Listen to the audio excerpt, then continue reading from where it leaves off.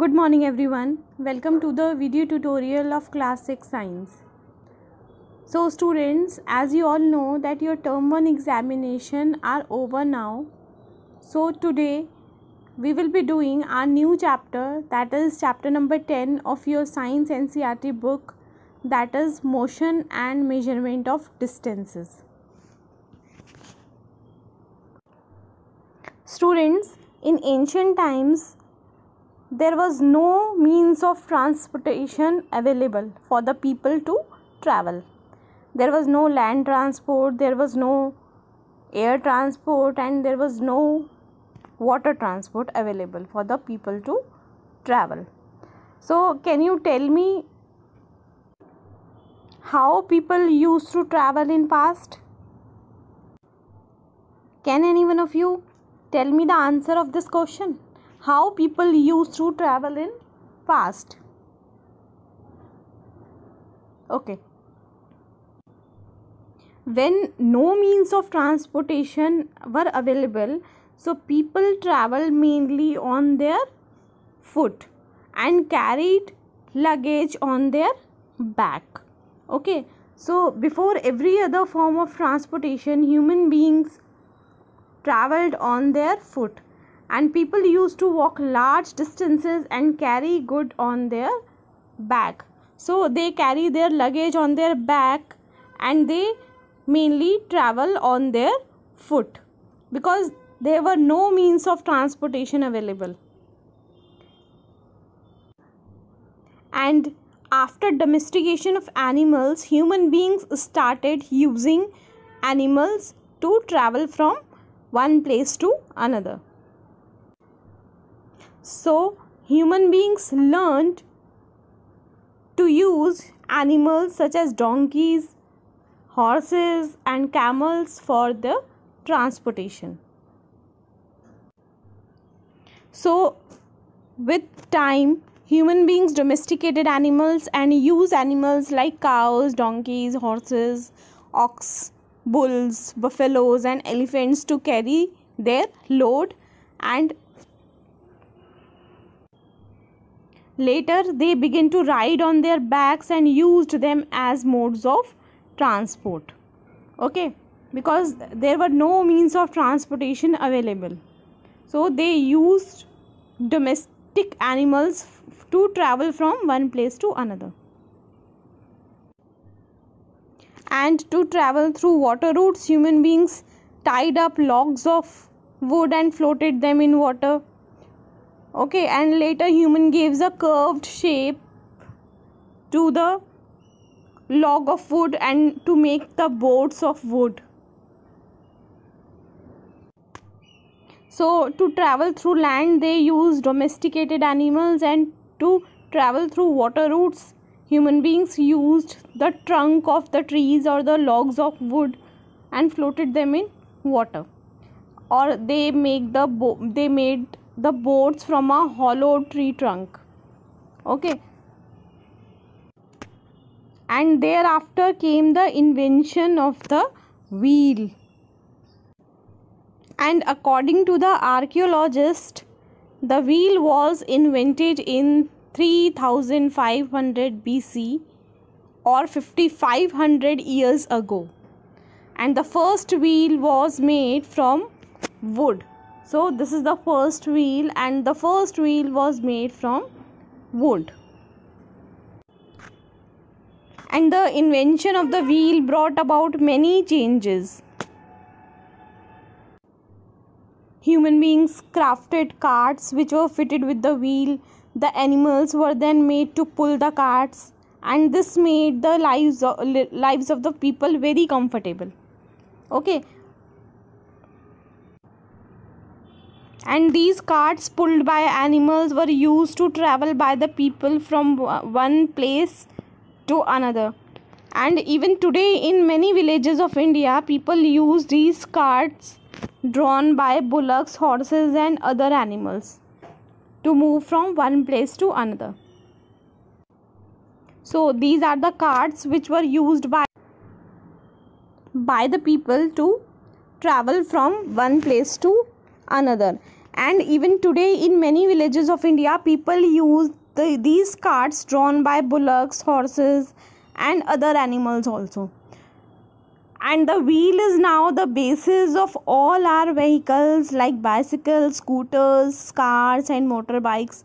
So all the means of transport are the main part of all the vehicles used by us is the wheel.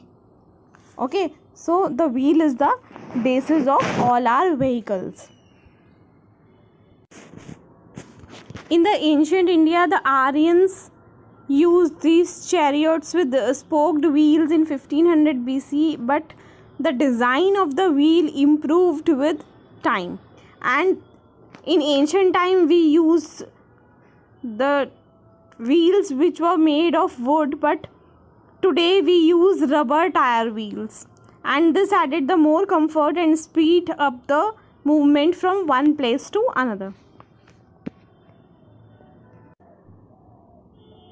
And in the 19th century, the invention of the steam engine completely revolutionized the way the means of transport were used. So in the 19th century, the steam engine introduced, and it led to the development of trains, automobiles, motorized ships. Okay, and in place of animals, engines working on the power of steam produced by the burning coals and were made to pull the carts. Okay, so the development or the invention of the steam engine helped in developing the transport system, which can be used to carry large number of people from one place to another and with a greater speed also. And later, compact diesel based automobile engines changed the mode of transport into a big industry. And now, as you all know, that we have scooters, bikes, cars, buses, trains, ships, etc. Okay, so the invention of the steam engine introduced a new source of power, and these inventions greatly reduced the time to travel from one place to another. And now today we have modern methods of transportation which have many advantages, several advantages, like travel time decreased, long distance travel possible, and goods could be carried to the large distances.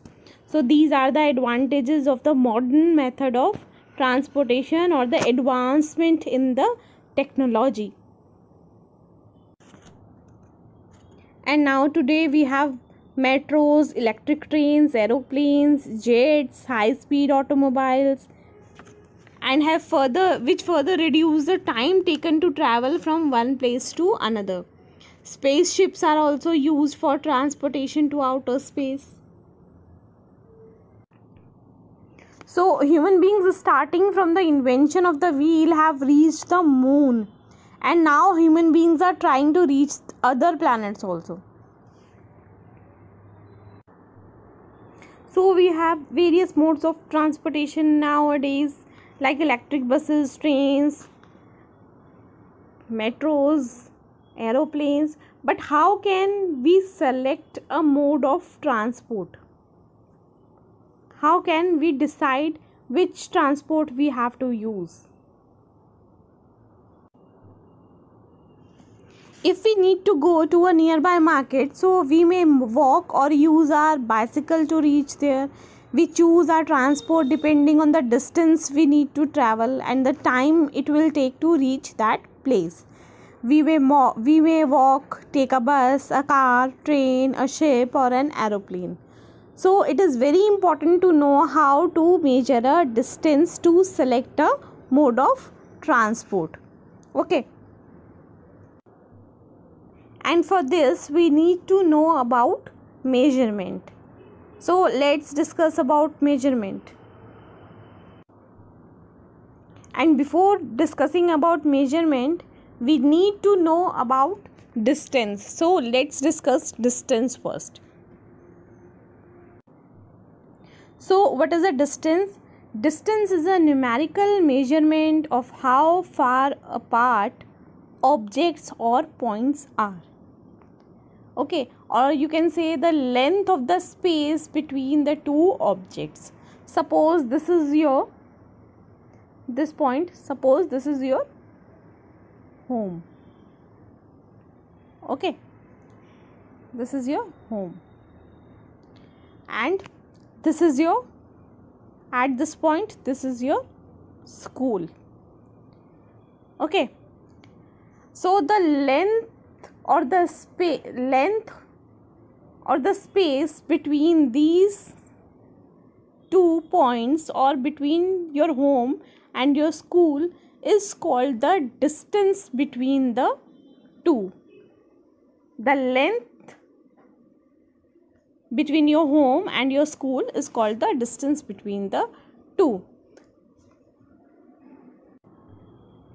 Similarly, the separation between two walls of a room indicate the distance between the wall.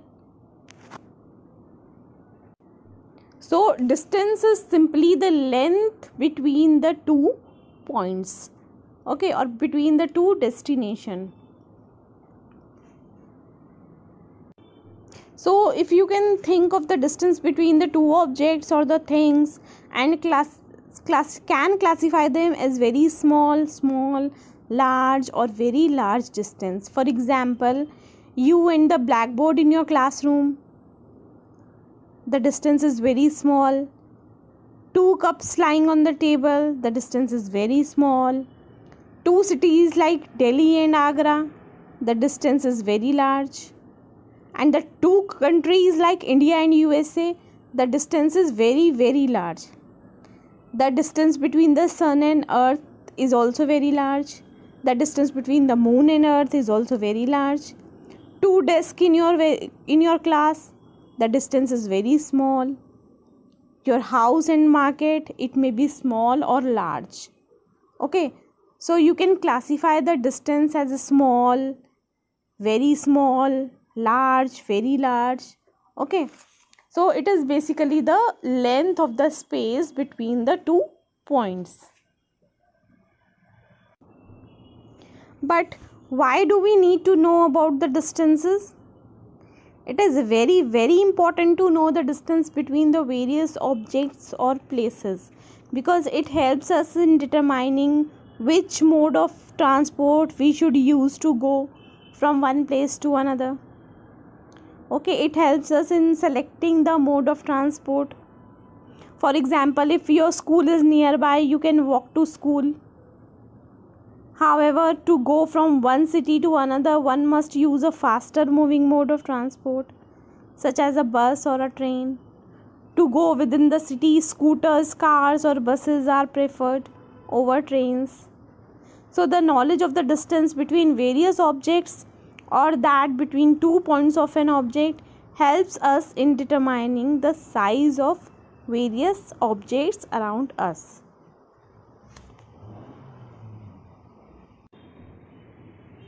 So, the knowledge of the distance between various places helps us in determining the time taken to travel these places.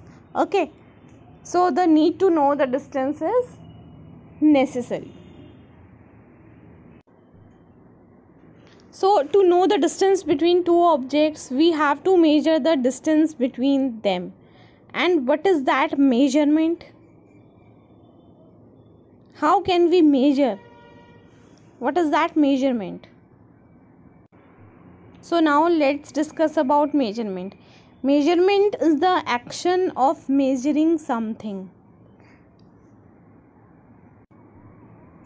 Measurement is one of the most important process in science and in our daily life. Suppose we get up in the morning, get ready and go to school. At what time should we get up? How long we take to get ready? These questions are related to the measurement of time. How much distance do we have to travel from our home to our school? This question is related to the measurement of the length. And when we buy fruits and vegetables, the shopkeeper measures the quantity. This is the measurement of the mass or weight. When we fall ill, the doctors measure our body temperature. So all these are related to the measurement. But what is that measurement?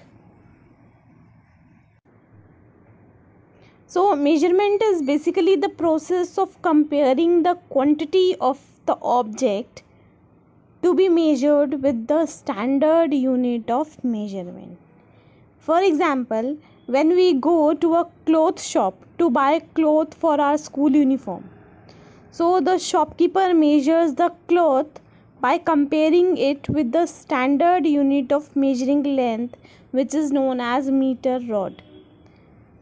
When we go to a tailor shop to get the school uniform stitched, the tailor takes our measurement by using a measuring tape.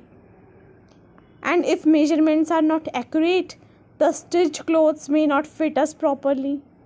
So measurement is of great importance in our daily life. So measurement is a scientific method to determine the value of a quantity, and in our daily life we might have to measure the quantities like length, mass, time, temperature.